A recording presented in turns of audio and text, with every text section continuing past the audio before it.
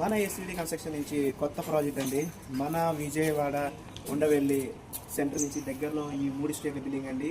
ఈ 3 స్టేట్ల బిల్డింగ్ ముందు రోడ్డు పెద్ద రోడ్డు అండి. ఇది వచ్చేసరికి 150 గజాల్లో కన్స్ట్రక్షన్ జరిగింది. న్యూ కన్స్ట్రక్షన్, కబోర్డ్స్ మొత్తం రెడీ టు ఆక్యుపై అండి. దీని కాస్ట్ వచ్చేసరికి 2,10,00,000 పడుతుంది. రెంట్ వచ్చేసి నెలకు వచ్చి 50,000 రూపాయలు సుమారుగా వస్తుంది.